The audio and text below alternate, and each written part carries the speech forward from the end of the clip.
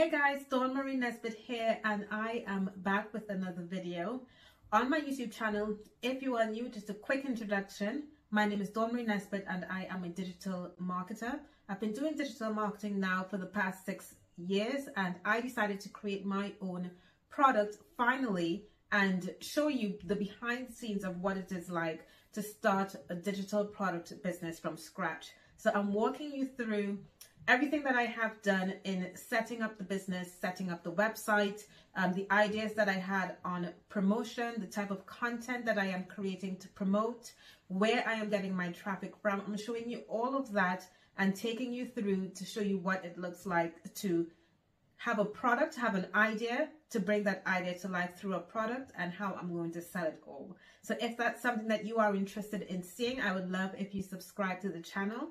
And to those of you who are joining me and continue to look at my videos, welcome back. In today's video, I'm walking you through my overall strategy, and I'm sharing my thought process for how I came up with these things. So perhaps if you are at the point where you're thinking, how can I get people to my website? How can I get people to know about my product? Then this strategy is going to show you from my perspective of what I think about. And before I do that, if you are someone who are just getting started with you have an idea for a digital product and you're just getting started in building that business out, then I would love to share a business plan with you that walks you through kind of like a checklist of things that you need to focus on as you start building out your own business. Now, this is the same plan that I used when I got started. And if someone were to come to me and tell me, where do I start? This is exactly what I would give to them. So there is a link in the description box below that where you can get access to that business plan. I really hope that it helps you out, and let me know what you think about it by replying to the email when you do get it. So the first thing that I think about when I am thinking about how I'm going to sell my digital product is I want to first set a few of my goals. So I want to think about what is the overall objective for creating this strategy, for building this product, and for sharing this product. Why do I want to do that? So when I thought about it, I know that I want to set up a sustainable business. I want to set up a business over the long term, and not something that is going to be done within 6 months and that's it. So this isn't an experiment. It's for me to create a sustainable long-term business. And in order to do that, I need to create an authority for myself. My background is in digital marketing, and I think that I have a good years of experience through running campaigns for clients, running campaigns for myself. I remember I used to do network marketing and affiliate marketing. That's how it all got started. So I want to put my name out there and to let people know that the type of content that I create is based on years of experience, and to see me as someone that they can trust, that I come from a credible source, and that they can look to me for any advice that they are looking for in their own business. Now, another reason why this is important is because what I have found is that usually if someone is trying to sell a product, there are a lot of people out there who just want to make a quick sale. They want to sell their product, and then they don't want to create a brand that is memorable and that people come back to over the long term.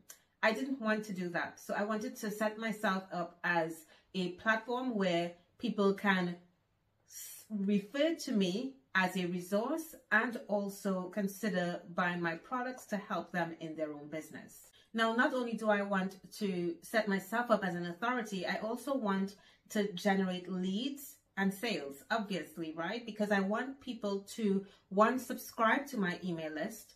I previously spoke about why building an email list is important, because I want to take those people off of social media, and I want their data so that I can continue the conversation off of social media.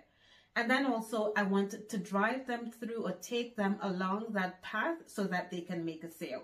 So those are the 3 objectives of this strategy. The ultimate outcome eventually is sales, but I am looking through this journey to build my authority, set myself up as a credible resource, as well as generate leads to get people onto my email list, continue to have that conversation with them, and then sell my product over the long term. So once I know my goals, I want to start thinking about, who do I want to sell this product to, right? So it's obvious that when I created the product, I had a certain customer in mind.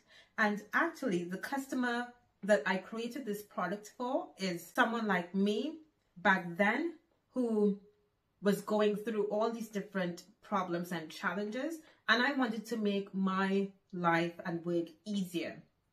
So that's why I decided to create the product.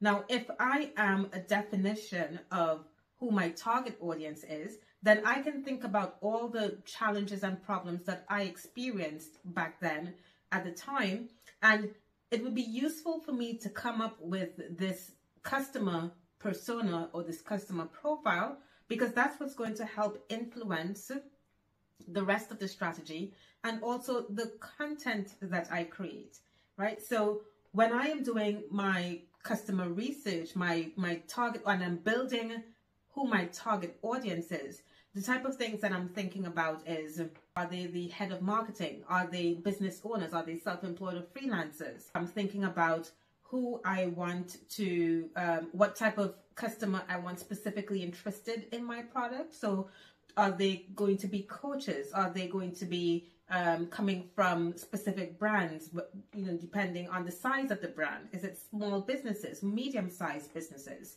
And again, the reason why I want to do that is because that's going to help me shape the content strategy that I'm going to use in order to attract them to me, attract my target audience to me.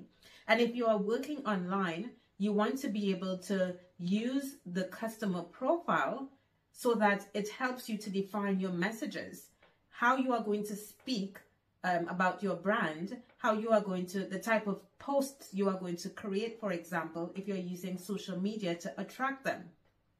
So all of that is important in really helping you to define the rest of your strategy. And it's important that you think about that at the start, because your content is going to be defined by who your target audience is. Now, speaking about content, I decided as part of this strategy that I wanted to, in the name and in the name of creating, putting myself out as an authority, I wanted to use blogging or blog content to demonstrate that authority. Now, I could have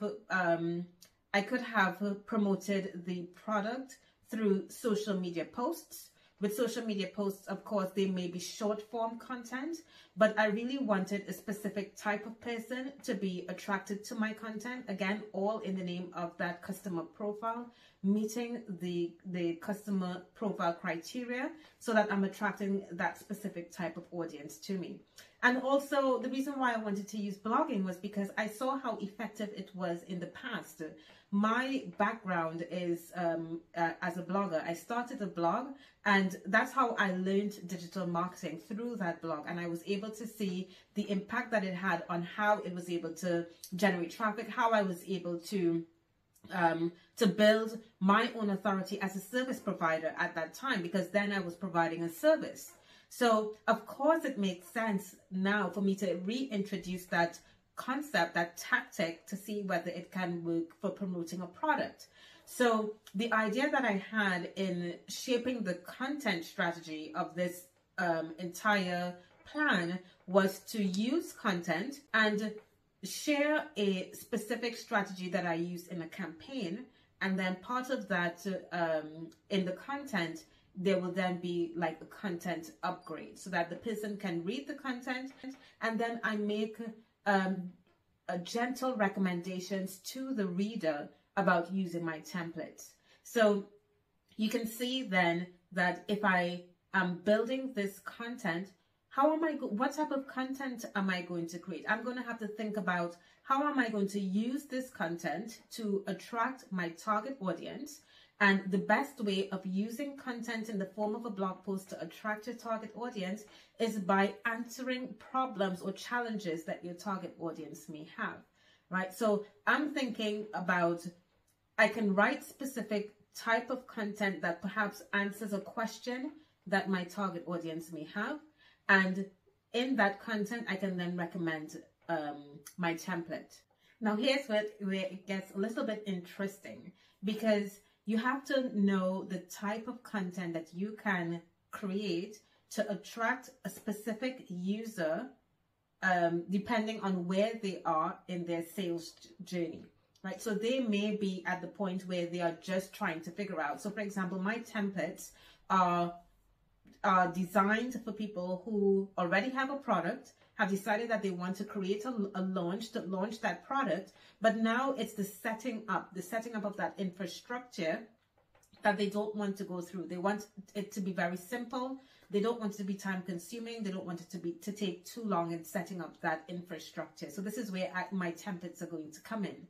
But what type of content can I create to meet that user at that specific point in their journey, right? So there is awareness content that you can create where people are not aware that they have a problem, and you can create content around that awareness factor to make them know that they do have a problem, right? Then there is also content where people know they have a problem and they're looking for a solution.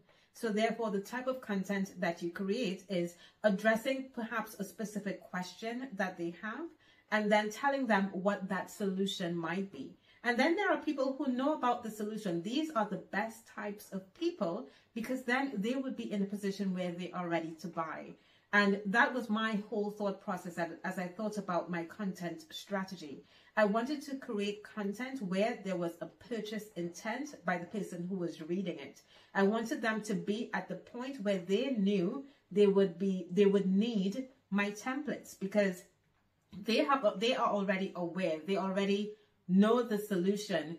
They just want that product. And how can I get them at that point? By creating purchase intent content. So I then had to think about what state of mind is that person in order to get them to buy my product. If my product is targeting the head of marketing for a coaching company, I don't want to be creating content on the 12 marketing tools that you could use to launch your course, or the 10 best alternatives that you can use, marketing tools alternatives that you can use to launch a course, or a checklist of how to design a sales page, right? That's not the type of content I want to create, because if they were to consume that type of content, maybe they certainly will not be at the position where they are ready to launch their course. I want them to be in that position where they are ready to launch their course, and they know that they want to use a specific type of strategy. And in order to execute that strategy, they need these templates in order to save time, save money, to defeat writer's block, all of these things. So that's why I had to come up with the right type of content, which I refer to as the purchase intent content, so that when they read that content and I recommend my templates to them, then it makes sense that that is the next step that they would need to take. So in my case, the type of content that I came up with was a step-by-step strategy for achieving a particular result, right? So I know that my target audience, they want that specific result, particular result, when as they are about to launch their own course or their own their funnel, for example. And therefore I'm sharing with them my own strategy for what I did when I launched a specific campaign, and then I'm gently recommending in that content the use of my templates. So that was the overall thought process behind that content strategy. Now, after I have defined that content strategy, I've thought about the type of content that I'm going to post, how I'm going to position that content, which will be as a blog post. And again, that's to help me establish that overall authority. I then want to get my infrastructure set up. I want to set everything up. So I already have my website in place. I've already, most important, added my tracking pixels, my Google Analytics to my website, so that later on, as I start sending traffic, I can see what's working or what's not working. And I will post a video where I shared with you how I set up my Google Analytics and how I added my pixels to my website, because that's very important. After I've set up my website, after I have set up my content, it's now time to send traffic to my content, right? So I'm thinking about where do I want to send that? Where do I want to get that traffic from? How am I going to get people to my website?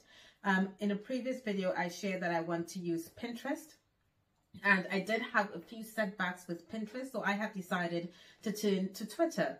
And I'm also using other organic ways to get people to my content, but the one platform that I am going to focus on over the next few months is Twitter, and I will probably do a little bit of Pinterest as well. Now, even though I may know where I'm going to get traffic from, and I know the steps that I'm going to take to get people to my website, because I'm going to invest in Twitter ads, I know that things are not always going to go as planned. So in the first month of running this, executing this entire plan, I'm going to be testing things out. Things are going to be changing. It's not going to remain the same. So where I started is not going to be where I end up, right? So the first month, I really want to see whether people like the content that I put out, whether I have to create new content, whether if people have landed on my website and they're reading my content, are they reading all of it? Do I need to make it shorter?